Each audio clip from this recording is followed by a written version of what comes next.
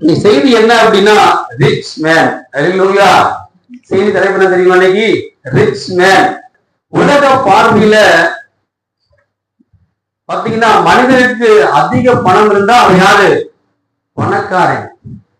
ஆனா தேவனுடைய பார்வையில எதை சொல்லுகிறது? தேவனுடைய பார்வையில விசுவாசமும் தேவன் மேல நீதியும் உள்ளவர்கள் யாரு?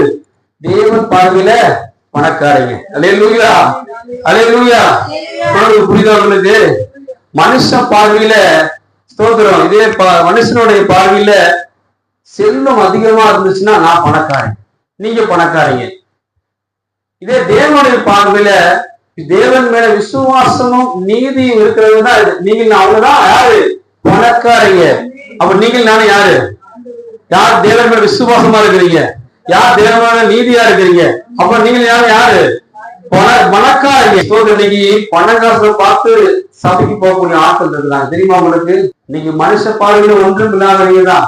நல்ல வீடு இல்ல பாஸ்டர், நல்ல வஸ்திரம் இல்ல, நல்ல வருமானம் இல்ல, இங்க எந்த வசதியும் இல்லை, ஆனாலும் தேவன் மேல விசுவாசமா இருக்கேன். அவருடைய பார்வையில நீங்கள் நான் ஒரு மேல விசுவாசமா இருக்கிறேன், அவர் மேல நான் நீதியா இருக்கிறேன். அவங்க தேவனுடைய பார்வையில பணக்காரங்க.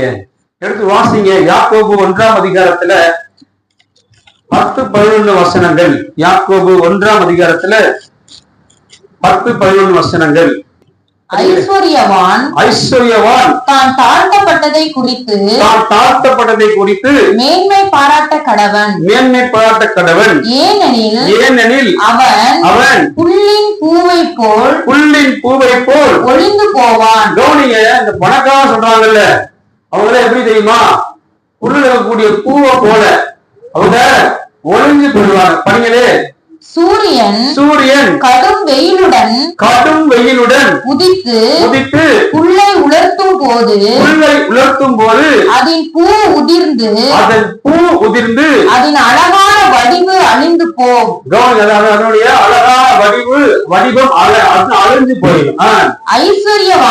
ஐஸ்வர்யவானும் அப்படியே தன் வழிகளில் வாடி போவான். அல்லேலூயா. கவனிங்க, பாத்தீங்கன்னா பணக்காரன் அப்படின்னு சொல்றவன் பாத்தீங்கன்னா எப்படி தெரியுமா? நல்ல பணக்காரன், நல்ல வசதி இருக்கு, வீடு வாசல் இருக்குது, நல்லா அப்படின்னு சொல்றவங்க பாத்தீங்கன்னா இருக்கிற சொல்லவே மாட்டாங்க. பாத்துருக்கீங்களா? எனக்கு இருக்குங்கிற சொல்லிக்கவே மாட்டாங்க. சரி, பாத்தீங்கன்னா கொஞ்சம் ஒரு ஆரம்பம் வந்துச்சுன்னா சோதரம் ஒரு நாள்ல 10 காலம் 10 ராத்திரி மழை பெய்யும், அடுத்த நாள் காலம் முளைச்சிடும். அந்த மாதிரி சரி பாத்தீங்கன்னா அப்படி ஒரு வசதி வந்தோடனே எல்லா மனுஷன் காலம் நடப்பாங்க, அவங்க தலையில நடப்பாங்க. அல்லேலூயா. அப்படி மனுஷன் நான் பார்த்துருக்கு, தலையில நடக்கக்கூடிய மனுஷன் இருக்கிறாங்க. கொஞ்சம் வசதி வந்துட்டா, சூழ்நிலைகள் மாறிட்டா, அப்படி அவருடைய பார்வையே மாறி பார்த்துருக்கீங்களா? நம்மளுடைய ஏழ்மையா இருந்தா நம்ம கூட பிறந்தவர்கள் நம்ம ஒரு மாறி பார்ப்பாங்க, அவனே ஒண்ணும் இல்லாதவன் அப்படி பார்ப்பாங்க. அப்ப அது மாதிரி பெரிய பணக்காரன் அப்படிங்கிற கர்வம் பிடிச்சவன் பார்த்தீங்கன்னா சூரியன் அதிகமா வெப்பம் வரும் பொழுது அந்த பூ எப்படி புல்லின் மேல் புல் வாடி போய் அந்த பூவும் உதிர்ந்து போயிடும். அந்த மாதிரி தேவச்சனமே நம்ம பணக்காரன் ஒரு நாள் நம்ம இடத்துல என்ன இருக்கோ இல்லையோ, நம்ம எப்பவுமே கர்த்தர் மேல நம்ம கிட்ட பணம் இருந்தாலும் சரி, பணம் இல்லாம போனாலும் சரி, கர்த்தருக்குள்ள நம்ம விசுவாசமா இருக்கணும், நீதியா இருக்கணும் அப்படின்னு சொல்லி ஆண்டவர் சொல்றாரு. அதை நீங்க எடுத்து படிங்களே. பிரசங்கி 5ஆம் அதிகாரத்துல 19ஆம் வசனம். தேவன் ஐஸ்வர்யத்தையும் சம்பத்தையும் எவனுக்கு கொடுத்திருக்கிறாரோ அவன் அதிலே புசிக்கவும் தன் பங்கை பெறவும் தன் பிரயாசத்தினாலே மகிழ்ச்சியா இருக்கவும் அவனுக்கு அதிகாரம் அளிப்பது தேவனுடைய அனுக்கிரகம். பணக்காரனுக்கு ஐஸ்வர்யத்தை கொடுக்கிறது, அவனை பார்த்து உயர்த்தி வைக்கிறது யாரு? தேவன் தான் உயர்த்தி வைக்கிறார், அவர் தான் அதிகாரம் கொடுக்கிறார். பணக்காரனா ஆக்குவது யாருன்னா கர்த்தர் தான் மனுஷன் அப்படி ஆக்குறாரு. வேலை, அவனுக்கு உயர்வு, எல்லாத்தையுமே. ஒரு பிசினஸ் ஆரம்பிக்கிறாங்க, பிசினஸ்ல உயர்த்துறது கர்த்தர் தான், அந்த பிசினஸ்ல தாக்குறதும் கர்த்தர் தான். இன்னைக்கு நீங்க ஒண்ணுமில்லாம இருக்கலாம், உங்களை உயர்த்துறது கர்த்தர் தான். ஒண்ணுமே இல்லை, நல்ல வீடு கூட கிடையாதுயா அப்படின்னு நீங்க ஒரு வந்திருக்கலாம், நல்ல வீடை உண்டாக்குவது கர்த்தர் தான். அல்லேலூயா. பிள்ளைகளுக்கு வேலையை உண்டாக்குவதும் கர்த்தர் தான். இன்னைக்கு நீங்க ஒரு 200 சம்பளத்துக்கு நீங்க ஓடியாடி வேலை பார்க்கலாம். வரக்கூடிய நாட்கள்ல நீங்க ஸ்தோத்திரம் லட்சங்கள் ஆயிரங்களுக்கு நீங்க அதிபதியா மாத்துறது யாரு? கர்த்தர் தான் மாத்த முடியும். அப்ப அவர் தான் அதுக்கு அதிகாரி. நம்ம இருக்கக்கூடிய இடத்துக்கு, பணத்துக்கு, நகைக்கு நீங்கள் நானும் அதிகாரி கிடையாது. அல்லேலூயா. நம்ம கிட்ட 1000 100 சவரன் நகை இருக்கட்டுமே, மறைச்சு போயிட்டா 100 சவரன் நிறைய உள்ள போட்டு குறைப்பாங்க. ஒரு துணியை போட்டு மூடி கொண்டு புதைச்சிருவாங்க, அவ்வளவுதான். இந்த மாதிரிதான் இன்னைக்கு உங்களுக்கு இருக்கக்கூடிய ஒவ்வொரு சொத்துக்கு அதிகாரி யாரு? எனக்கு இருக்கக்கூடிய பேங்க் பேலன்ஸுக்கு ஏசு தான் அதிகாரி. என்னுடைய வீட்டுக்கு அவர் தான் அதிகாரி, இடத்துக்கு அவர் தான் அதிகாரி. இது நான் சம்பாதிச்சு ஓடியாரு சம்பாதிச்ச இடம் கிடையாது, வாங்கின வீடு கிடையாது, நான் ஒன்றும் கிடையாது. இது எல்லாத்துக்குமே அதிகாரம் அவரு தான். அதுல இருக்கக்கூடிய காரியத்தை புசிப்பதும் சந்தோஷமா அனுபவிப்பதற்கும் அதிகாரம் அவர் தான் கொடுத்திருக்கிறார். நம்ம அதை அதிகாரம் கொள்வதற்கு நமக்கு அதிகாரம் கிடையாது. அல்லேலூயா. எடுத்து படிக்கிற நீதிமொழிகள் 28:20 உண்மையுள்ள மனுஷன் பரிபூர்ண ஆசீர்வாதங்களை பெறுவான். ஐஸ்வர்யவான் ஆகிறதற்கு தீ விரிக்கிறவனோ ஆக்கினைக்கு தப்பான். கவனிங்க சார், பாத்தீங்கன்னா பணக்காரன் ஓடி ஓடி ஓடி ஓடி வேலை பார்ப்பான். பணம் சேர்க்கணும், நகை வாங்கணும், இடம் வாங்கணும், அதை வாங்கணும், இதை வாங்கணும். அப்படியெல்லாம் ஐஸ்வர்யவான் அவள் தீவிரிக்கிறவன் எது தப்பான்? ஆக்கினைக்கு தப்பான். நீ நமக்கு அன்னன்னைக்கு உண்டான பாடுகள் போதும். அன்னன்னைக்கு நமக்கு என்ன தேவையோ அது நமக்கு போதும். சரி, பாத்தீங்கன்னா குறுக்கு புத்தியில போய் பணம் சம்பாதிக்கணும். இப்படியாகும் பணம் சம்பாதிக்கணும்னு சொல்லி அப்படித்தான் நீங்க ஒரு சிலர் ஓடி ஓடி சம்பாதிக்கிறாங்க. ஆனா சம்பாதிச்சு ஒரு பிரயோஜனம் இல்லை அவங்களுக்கு. உங்களெல்லாம் ஆக்கினைக்கு தப்பான வசனம் சொல்லுது. இப்ப நமக்கு என்ன போதும் என்கிற மனம். இன்னைக்கு இது போதும், இந்த வருமானம் போதும், இந்த பணங்கள் இன்னைக்கு சம்பாதிச்சு அது போதும் அப்படிங்கிற என்ன நமக்குள்ள இருக்க வேண்டும் என்று தேவன் விரும்புகிறார். சங்கீதம் 112:3 படிகளே. சங்கீதம் 112:3. ஆஸ்தியும்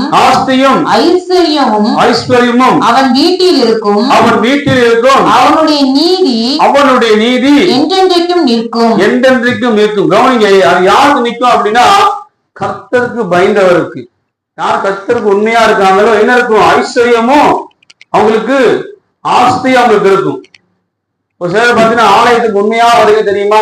ஆண்டவருக்கு ஆலயத்துக்கு வரணும், அவருக்கு நம்ம தசமபாக கட்டா கொடுக்கணும், காணிக்கைகளை கட்டா கொடுக்கணும், நம்மால் முடிந்த ஆலயத்துக்கு உதவி செய்யணும், நம்ம டெய்லியும் பைபிள் படிக்கணும், டெய்லியும் ப்ரேயர் பண்ணணும், டெய்லி தேவனுடைய வார்த்தையின் பிரகாரம் ஒரு வாழ்க்கை வாழணும். யார் பாக்குறாங்களோ கர்த்தரை பார்த்துட்டு இருக்கிறாரு, அவருக்கு நான் உண்மையா இருக்கணும் அப்படின்னு யார் பயந்து வாழ்றாங்களோ அவங்களுக்கு தான் ஐஸ்வர்யமும் அவங்க வாழ்க்கையில அவங்க பணக்காரா இருப்பாங்க தேவனுடைய பார்வையில. இன்னைக்கு மனுஷனோட இடைய பத்தினா மனுஷனை வித்தா மனுஷன் இடம் போடுறான். சூழ்நிலைகளை வச்சு, தோற்றத்தை வச்சு, அவனுக்கு என்ன பேக்ரவுண்ட் இருக்குது, அவனுக்கு என்ன பின்னாடி என்னென்ன வசதிகள் இருக்கு, இதை வச்சுதான் மனுஷன் இடம் போடுறான்.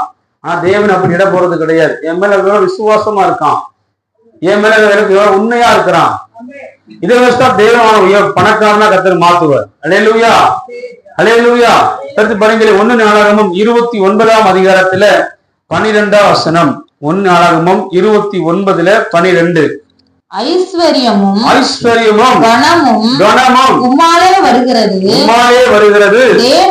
தேவரீர் எல்லாவற்றையும் ஆளுகிறவர். உம்முடைய கரத்திலே சத்துவமும் வல்லமையும் உண்டு. எவரையும் மேன்மைப்படுத்தவும் பலப்படுத்தவும் உம்முடைய கரத்தினால் ஆகும். ஆண்டவரே, ஐஸ்வர்யமும் கனமும் உம்மாலே வரக்கூடியது. எவரையும் பலப்படுத்த மேன்மைப்படுத்த உம்மால மட்டும்தான். அன்னைக்கு நீங்க மனுஷ பார்வையில இன்னைக்கு நீங்க ஏழையா இருக்கலாம். அன்னைக்கு வருமானம் பத்த மாட்டேங்குது பாஸ்டர், சம்பாதிக்கிறேன், ஒரு ஆள் சம்பாத்தியம் தான், இதை வச்சுதான் என் குடும்பமே எனக்கு சீவிக்குது, நான் ஒருத்தன் என் சரீரத்தில் அநேக பலவீனங்கள் உண்டு, என்னால வேலைக்கு போக முடியல, சம்பாதிக்க முடியல, வேற வழி இல்லாம நான் போயிட்டு இருக்கிறேன் அப்படிங்கிற சில சூழ்நிலைகளை சிறந்து உட்கார்ந்து இருக்கலாம்.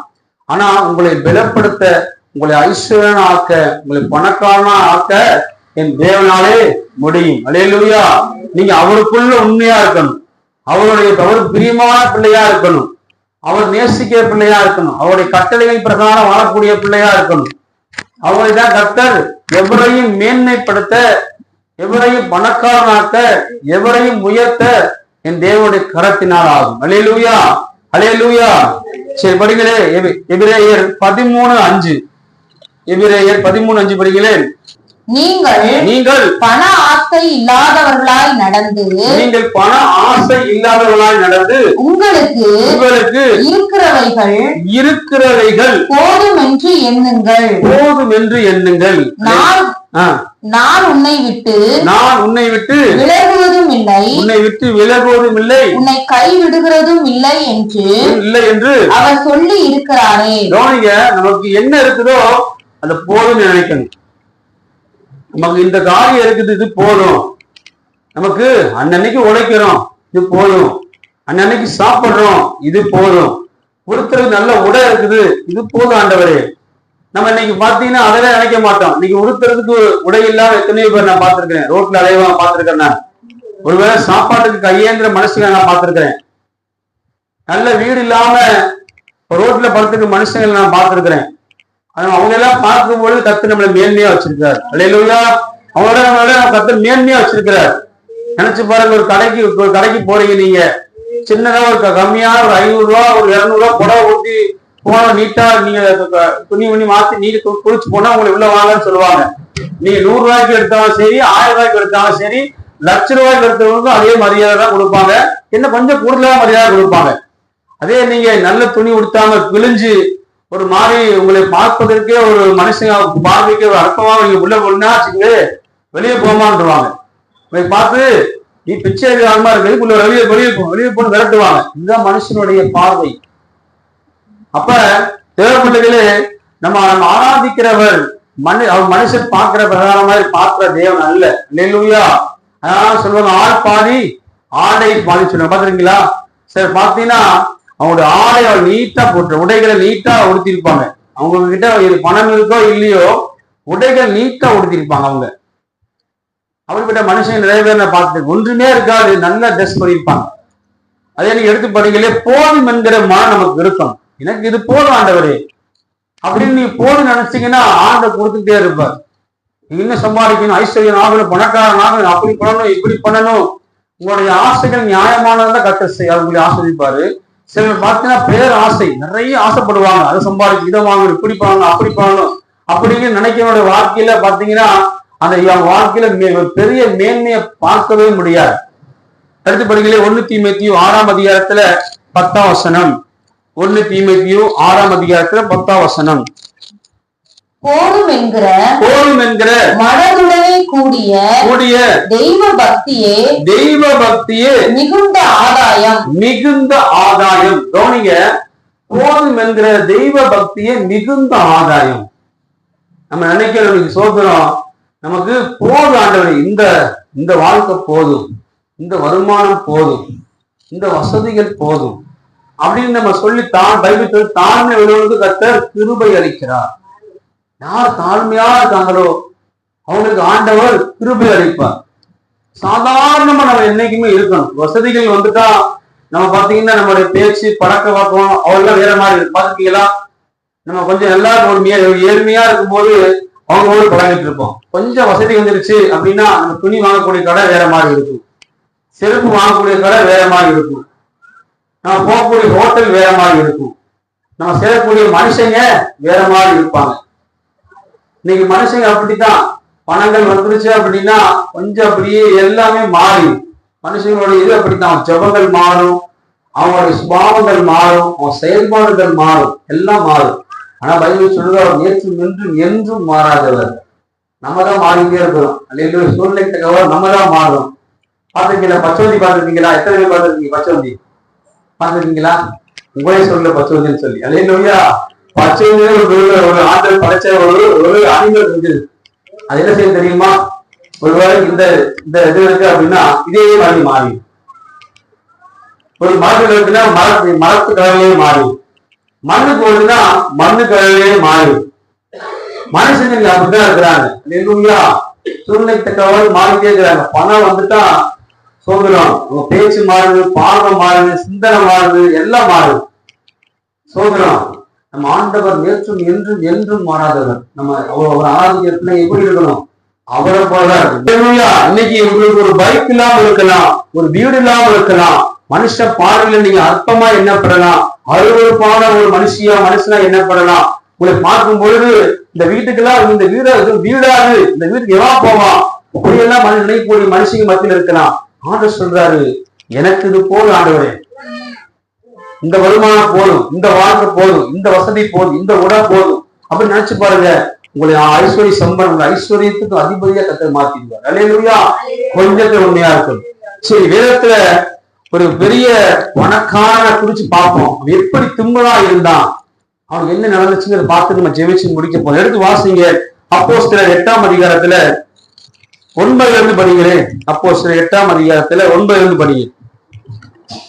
சீமோன் என்று பெயர் கொண்ட ஒரு மனுஷன் அந்த பட்டணத்திலே, சமாரியா பட்டணத்திலே மாய வித்தைக்காரனாய் இருந்து.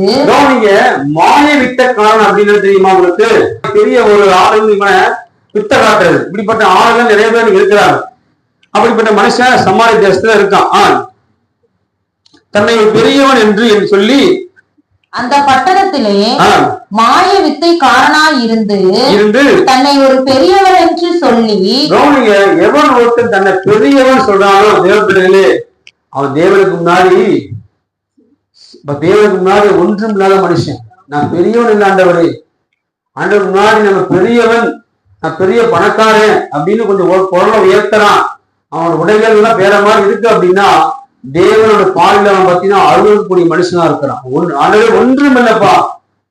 அப்ப இவன் தன்னை பெரியவன் அப்படின்னு நினைச்சுதான் பல வித்தைகளை செய்து தான் பெரிய ஆள் அப்படின்னு காமிச்சுக்கிறான். சமாரிய நாட்டு ஜனங்களை பிரமிக்க பண்ணி கொண்டிருந்தான். கவனிங்க, சமாரிய நாட்டு ஜனங்களை நான் பெரியவன், சில வித்தைகளை மாயமான காரியங்களையும் சொல்லி அவன் தான் பெரியவன் சொல்லி அந்த நாட்டு தேச மக்கள் இருந்தாலும் பிரமிச்சுட்டு பெரிய மனுஷன் மாதிரி காமிச்சுக்கிட்டு இருந்தான். தேவனுடைய பெரிதான சக்தி இவன் தான் என்று எண்ணி. இன்னைக்கு கவனிங்க, நீங்க இருக்கக்கூடிய பகுதிகளில் உங்களுக்கு அநேக மிரட்டலாம். நிறைய பெரிய ஆள் தெரியுமா, பெரிய பணம் வச்சிருக்கிறேன், ஒழுங்கா நீ இருந்துக்கோ, பிரச்சனை இருந்து வெளியே காப்பாற்றுறதுக்கான வழியை பாரு, இந்த ஊர்ல நீ குறைக்க முடியாது, நான் பெரிய ஆளு, இந்த குடும்பம் எல்லாம் பெரிய கூட்டம், பார்த்துக்கோ, ஜாக்கிரதையா இருந்துக்கோ அப்படின்னு சில எல்லாம் உங்களுக்கு மிரட்டுவாங்க. அது மாதிரி மிரட்டக்கூடிய மனுஷனுக்காக நீங்க பயப்படாதீங்க. அல்லேலூயா, அல்லேலூயா. சில மனுஷங்க பாத்தீங்கன்னா நான் பார்த்துருக்கிறேன், சாதாரண வேட்டி சட்டை கட்டிட்டு வேட்டி கைலி கட்டிட்டு போவாங்க, ஒரு கோட்டை அடிச்சுட்டாங்கன்னா போதும், அல்லேலூயா, அவனுக்கு அவன் தான் ராஜா, அவனுக்கு அவன் தான் பெரிய ஆள். ஸ்தோத்திரம். நான் பார்த்துக்கிறேன் மனுஷனை, சாதாரண அந்த பெரிய ஆள் அப்படின்னு நினைச்சுக்கிட்டு, அப்படி மனுஷன் அதே மனுஷன் ஆஸ்பத்திரி கலந்தையும் பார்த்துருக்கேன். ஐயா எனக்காக ஜெபம் பண்ணுங்க ஐயா அப்படின்னு சொல்லிட்டு தன்னை தான் காத்துதான் உயர்த்தப்படுவான். தேவன் ஒருவரே பெரிய. அல்லேலூயா. நம்ம முன்னாடி ஒண்ணுமே கிடையாது. உங்களுக்கு எவ்வளவு பணம் இருக்கட்டும், எவ்வளவு பெரிய ஆளா நீங்க இருங்க, அதை பத்தி கவலை கிடையாது. தேவனுக்கு முன்னாடி நம்ம சாதாரண ஒரு குப்பை. அப்படி நம்ம என்னைக்கும் என்ன பழகணும். சிறியோர் பெரிய தேவ மனுஷன், சிறியோர் பெரியவர் வரைக்கும் அவனுக்கு செவி கொடுத்து வந்தார்கள். ஏன்னா பெரிய மாய வித்தைக்காரன், பெரிய ஆள் அவன். அவனுக்கு அந்த சமாரிய நாட்டில் உள்ள எல்லாரும் சின்ன பிள்ளைல இருந்து பெரிய ஆள் வரைக்கும் அவன் சொல்லக்கூடிய வார்த்தை செவி கொடுப்பாங்க. அவன் சொன்னா அதே மாதிரி நடக்கும். பார்த்துருக்கீங்களா? யாரு உங்களை மிரட்டுறா, யாரு உங்களை பயமுறுத்துற, அவங்க ஒரு ஆள் பயப்படாதீங்க. அவன் மிரட்டக்கூடிய மனுஷன கருத்தை மிரட்டிக்குவார். அல்லேலூயா. ஒரு கூட்டமே ஒரு எதிர்விக்கலாம், எப்படியாவது உங்க குடும்பத்தை ஓச்சிடணும், எப்படியாவது அழிச்சிடணும்னு நினைப்பாங்க. சார் பார்த்துருக்கீங்களா? அப்படி சொல்றவங்க அவன் அழிஞ்சு போயிடுவான். அல்லேலூயா. அவன் ஒண்ணு இல்லாம போயிடுவான். நான் பார்த்து பெரிய குடும்பங்களை படினான். படிமா. அவன் அநேக காலமாய் தன்னுடைய மாய வித்தைகளினாலே அவர்களை பிரமிக்க பண்ணினதினால் அவனை மதித்து வந்தார்கள். அவனை மதிச்சு வராங்க. அவன் பண்ணக்கூடிய பேசுனா சரியா இல்லையா, அவன்கிட்ட போய் நோட்டை நீட்டினால் கரெக்டா கணக்கு சொல்லிடுவான்.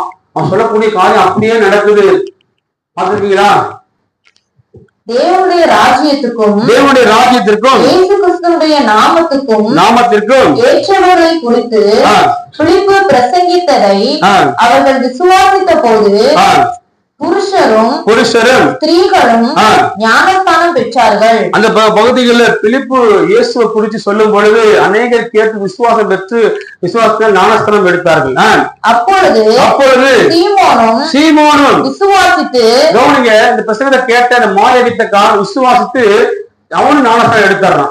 ஞானஸ்தானம் பெற்று பிலிப்பை பற்றி கொண்டு அவனால் நடந்த அடையாளங்களையும் பெரிய அற்புதங்களையும் கண்டு பிரமித்தான். இயேசு பிலிப்பு மூலியமாய் சமார தேசத்தை செய்த அநேக அற்புதத்தினால அந்த மாயவித்தக்காரன் கண்டு ஆச்சரியப்படுறான். சமாரியர் தேவ வசனத்தை ஏற்றுக்கொண்டதை எருசலேமில் உள்ள அப்போஸ்தலர்கள் கேள்விப்பட்டு பேதுருவையும் யோவானையும் அவர்களிடத்திற்கு அனுப்பினார்கள். இவர்கள் வந்தபோது அவர்களில் ஒருவனும் பரிசுத்த ஆவியை பெறாமல் கர்த்தராகிய இயேசுவின் நாமத்தினாலே ஞானஸ்தானத்தை மாத்திரம் பெற்றிருக்கிறவர்களால் கண்டு அவர்கள் பரிசுத்த ஆவியை பெற்றுக் கொள்ளும்படி அவர்களுக்காக ஜெபம் பண்ணி. தேசத்துல ஞானஸ்தானம் எடுத்திருக்கிறாங்க, பரிசுத்த ஆவியை பெறல. நீங்க பாத்துருக்கீங்களா? நிறைய பேர் சர்ச்சுக்கு வருவாங்க, பரிசுத்த ஆவியின் அனுபவம் இருக்கா பாத்துருக்கீங்களா? அவங்க கிறிஸ்துவனா இருப்பாங்க, பரிசுத்த ஆவியின் அந்த பாத்தீங்கன்னா அந்த அவருடைய வழிநடத்த நேரத்துக்கு இருக்கா. சர்ச்சுக்கு தான் வருவாங்க, சினிமா பார்ப்பாங்க, கெட்டவட்ட பேசுவாங்க, பொய் சொல்லுவாங்க, எல்லா பாவத்தையும் செய்வாங்க. ஆனா அவங்க கிறிஸ்தவர்கள். அப்படி மனிதர்கள் இருக்காங்க, நிறைய பேர் இருக்கிறாங்க. எல்லா பாவத்தையும் செஞ்சுட்டு ஆலயத்துல வந்து ஆமையும் அலையிலையான்னு குதிக்கிறது. அவங்க எல்லாம் பரிசுத்த ஆவி பெறாதவர்கள். அவங்க நிச்சயமா அவங்க எல்லாம் பரிசுத்த ஆவி பெறல அப்படின்னா அவங்க பரலோக ஆட்சிக்கு வர மாட்டாங்க. அப்படி மக்கள் இருக்கிறாங்க, அவங்களுக்காக அவங்க எல்லாம் ஜெபிக்கிறாங்க. அவர்கள் மேல் கைகளை வைத்தார்கள். அப்பொழுது அவர்கள் பரிசுத்த ஆவியை பெற்றார்கள். அப்போஸ்தலர் தங்கள் கைகளை அவர்கள் மேல் வைத்ததினால் பரிசுத்த ஆவி தந்தரப்படுகிறதை சீமோன் கண்டபோது, வந்த பிலிப்பு யோவான் எல்லாம் இந்த ஞானஸ்தானம் பெற்றவங்க மேல தன் கைகளை வைக்கும் பொழுது பரிசுத்த ஆவியான அவங்களுக்குள்ள இறங்குறாரு.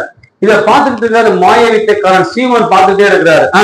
அவர்களிடத்தில் பணத்தை கொண்டு வந்து, இதான் பாத்துருக்கீங்களா? அதான் ரொம்ப பணத்துமே பிடிச்சவன். பாத்துருக்கீங்களா?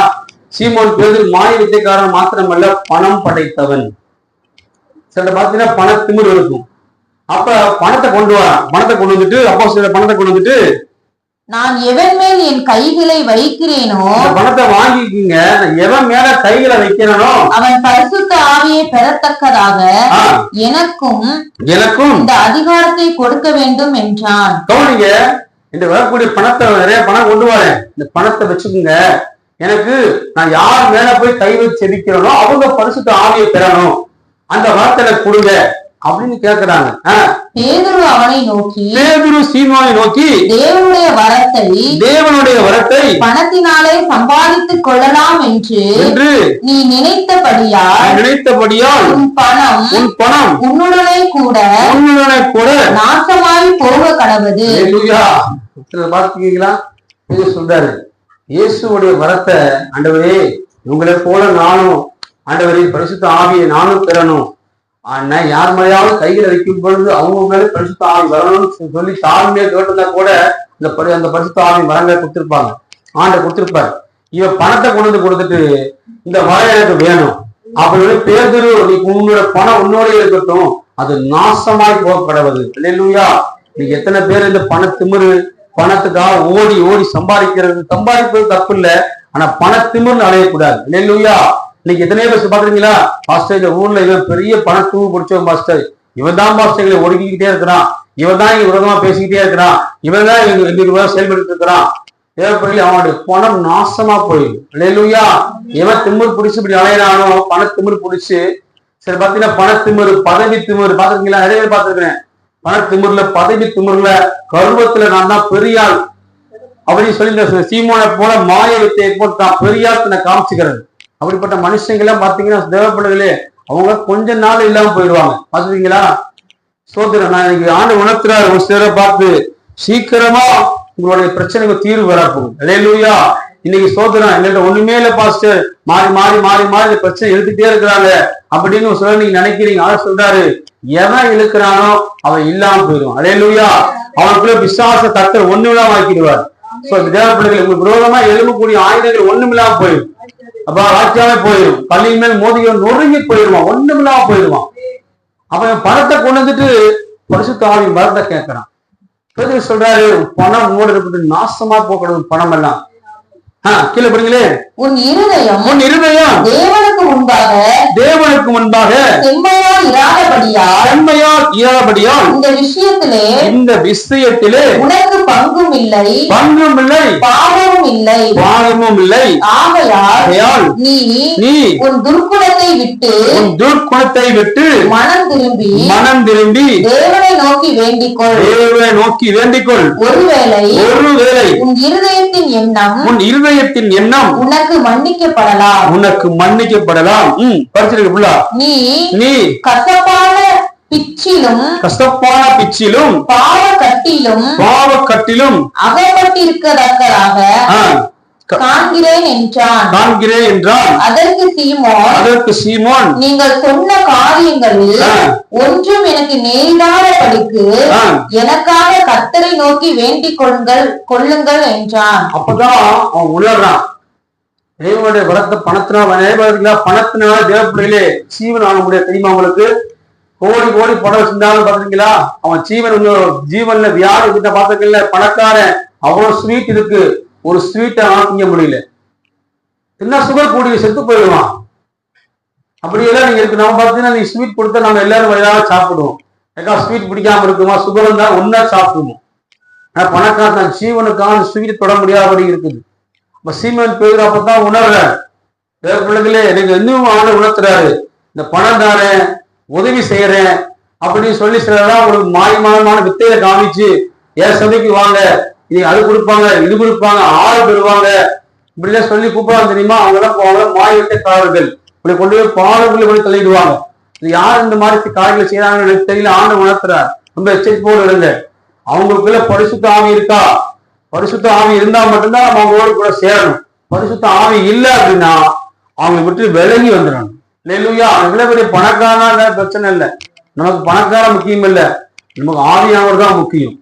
சீமோன் பேதுரு அப்பதான் உணர்றார், ஆண்டவர் இந்த கசப்பான பிச்சிலும் ஆண்டவர் பாவத்திலும் அகப்பட்டிருக்கிற ஆண்டவரே அப்படின்னு சொல்லி பேதுரு காண்றார். இப்ப கசப்பான பிச்சிலும் அநேக பாவத்திலும் இருதயம் ஒரு வேளைக்கு அப்படி பாவத்துக்குள்ள மூழ்கி இருக்குது. ஒரு வேளைக்கு தேவனை நோக்கி நீ வேண்டிக் கொண்டால், நீங்க ஒரு சிலர் பார்த்தீங்கன்னா கொஞ்சம் ஒரு வேலை பார்த்துட்டு இருப்பாங்க, கொஞ்சம் ஒரு வருமானம் வந்துகிட்டு இருக்கும், அவங்க பேச்செல்லாம் பார்த்து வித்தியாசமா இருக்கும். ஒண்ணுமில்லாம நிலைமைக்கு வரும்பொழுது பேச்சு வேற மாதிரி இருக்கும். அதற்கு மனுஷங்க இறைவனை பார்த்திருக்கேன் நான். அதனால மனுஷன் எப்போதும் போதுமே. அப்ப சீமோன் பேதுரு அப்ப வந்து பேதுரு எடுத்து சொல்றாரு, சீமோன் சொல்றாப்புல, நீங்கள் சொன்ன காரியம் ஒன்றும் எனக்கு நேரிடாதபடிக்கு எனக்காய் கர்த்தரை நோக்கி வேண்டிக் கொள்ளுங்கள் அப்படின்னு சொல்லி சீமோன் வந்து பேதுரு இடத்துல கேட்கிறார். யாரும் எழுந்து நிற்போமா?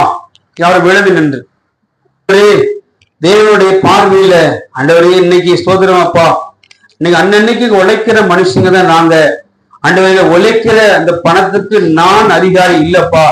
ஆண்டவரே அந்த அதுக்கு பணத்துக்கு அதிகாரி நீங்க தான். ஆண்டவரே என் வீட்டுக்கு நான் அதிகாரி இல்லை, என் வேலைக்கு நான் அதிகாரி இல்லை, இடத்துல உள்ள ஐஸ்வர்யத்துக்கு நான் அதிகாரி இல்லப்பா. ஆண்டவரே ஆண்டவரே தேவனிடத்த விசுவாசமும் நீதியுமாய் ஆண்டவர் இருக்கும் பொழுது ஆண்டவர் தேவனுடைய பார்வையில நான் பணக்காரன். ஆண்டவரே மனுஷ பார்வையில நான் பணக்காரனா இருக்கணும்னு அவசியம் இல்லப்பா. தேவ பார்வையில நான் பணக்காரனா இருக்கணும் அப்பா. ஆண்டவரே கர்த்தாவே சோதரம் அப்பா, ஆண்டவரே சொன்ன வார்த்தையின் பிரகாரம் உலகத்துல ஐஸ்வர்யம் உள்ளவர்கள் இருமாற்போல சிந்தையால் இராமல் நிலையற்ற ஐஸ்வர்யத்தின் மேல் நம்பிக்கை வையாமலும் ஆண்டவரே தான் அனுபவிக்கிற சகலவித நன்மைகளையும் தமக்கு சம்பூர்ணமாய் கொடுக்கிற ஜீவனுள்ள தேவன் மேல நம்பிக்கை வைக்கவும் நன்மை செய்யவும் நற்கிரிகள் செய்யவும் ஆண்டவருக்காக தாராளமாய் கொடுக்கிறவராகவும் உதாசீனமாய் ஆண்டவரை கொடுக்கக்கூடிய பிள்ளையாகவும் ஆண்டவரே எங்களை இங்க மாற்ற வேண்டுமா நாங்கள் சிந்திக்கிறோம் அப்பா. ஆவியாரே சோதரம் அப்பா, இந்த நாள்ல ஆண்டவர் கேட்ட வார்த்தையின் பிரகாரம் ஆண்டவரே அப்பா எனக்கு எல்லாம் ஐஸ்வர்யத்தை கொடுக்கிறவர் நீர்தான்ப்பா, அதுக்கு அதிகாரம் நீர்தான் ஆண்டவரே. இன்னைக்கு நான் 300 சம்பாதிக்கிறேன்னா அதுக்கு அதிகாரி நீதான் ஆண்டவரே. ஆண்டவரே அப்படி நாங்க சொல்லும் பொழுது நிலைமைகள் மாறும் ஆண்டவரே. ஒரு மாதம் 10,000 சம்பாதிக்கிறேன்னா 10,000 ரூபாய்க்கு அதிகாரி ஏசப்பா தான். அவர் தான் தந்தாரு, அவர் தான் கொடுத்தாரு. ஏசப்பா நான் என்ன செய்யணும்னு சொல்லி நீங்க என்னைக்கு அப்படி கேட்கிறீங்களோ அன்னைக்கு உங்க தரித்திரம் உங்க வாசப்படியை விட்டு வெளியேறி தேவைப்படுகளே. இன்னைக்கு உங்களுக்கு உள்ள எங்களுக்கு எல்லாம் சம்பூர்ணமா இருக்குது, எல்லா ஐஸ்வர்யம் இருக்குது. நான் எதுக்கு ஆலயத்துக்கு வரணும், நான் எதுக்கு தேவனை தேடணும், நான் எதுக்கு தேவனுக்கு கொடுக்கணும் அப்படின்னு நினைச்சீங்க தேவ பிள்ளைகளே, அதுக்கு அதிகாரியாக கர்த்தர் உங்களை மாத்திடுவார். அதிகாரி இல்லாமல் உங்களை கர்த்தர் மாத்திடுவார். ஆண்டவரே அப்பா சீமன் பேதுரு மாய வித்த காரணத்தினை பெரியவனா எண்ணிக்கொண்டு ஆண்டவரே தன்னை அந்த ஊர்ல சமாய தேசத்துல சிறியோர் பெரியோர் வரைக்கும் ஆண்டவர் அவனை கட்டுப்பாட்டுக்குள்ளாக வைத்திருந்தான். ஆண்டவரே பிலிப்புடைய கர்த்தருடைய வார்த்தைகளை கேட்டு அவன் இயேசுவை ஏற்றுக்கொண்டு கூட பரிசுத்த ஆவியின் வரத்தை பணத்தினால பார்த்த ஆண்டவரே. ஆனா பேதுரு சீமோனை நோக்கி இருதயத்தில் கூடிய எண்ணங்கள் மன்னிக்கப்படணும், மன்னிக்கப்பட வேண்டும் என்று தேவனிடத்தில் நீ வேண்டிக்கொள். ஒருவேளைக்கு உன்னுடைய பணம் உன்னோட இருக்கட்டும், அது நாசமாய் போக கடவுது அப்படின்னு சொல்லி ஒரு சாபத்தை தேவன் அப்பா பேதுரு உங்களுக்கு சொன்னதை நான் இன்னைக்கு வாசித்தோம். ஆண்டவரே எனக்கு இருக்கக்கூடிய நகை நீ தந்ததுப்பா, எனக்கு இருக்கக்கூடிய வீடு நீயே கொடுத்தது ஆண்டவரே, எனக்கு இருக்கக்கூடிய உடை நீயே கொடுத்தது ஆண்டவரே. எனக்கு மற்றவங்களுக்கு அது சம்பூர்ணமா கொடுக்கணும் அப்பா. அது ஆண்டவரே சொல்றேன் அப்ப வசனம் அப்படிதான் சொல்லுது. அதுக்கு அதிகாரி நான் இல்லப்பா, அதுக்கு நான் இருமார்ப்பை சிந்தனையா இராமல் ஆண்டவரே அப்பா சொல்றேன் நிலையற்ற ஐஸ்வர்யத்தின் மேல் என் நம்பிக்கையை வைக்காமல் ஆண்டவரே அனுபவத்திற்கு சகலவித நன்மைகளையும் நமக்கு சம்பூர்ணமாய் கொடுக்கிற தேவன் மேல் நான் நம்பிக்கை வைக்கிறேன். ஆண்டவர் வந்து தேவ பிள்ளைகளுக்காக நான் செபிக்கிறேன் அப்பா. இன்னைக்கு தரித்திரனா இருக்கலாம் ஆண்டவரே, ஏழ்மையான மனுஷன் ஏழையா வந்திருக்கலாம், ஆனா இயேசுவின் பார்வையில் இவங்க எல்லோரும் பணக்காரர்களப்பா. 2 மணி நேரம் காத்திருந்து வார்த்தைகளை விசுவாசிச்சு கர்த்தருடைய வார்த்தையை கீழ்ப்படைந்து இருதயம் பலகையை எழுதி அதை மறக்காமல் இருக்கக்கூடிய தேவ பிள்ளைகள் உம்முடைய பார்வையில பணக்காரங்கப்பா.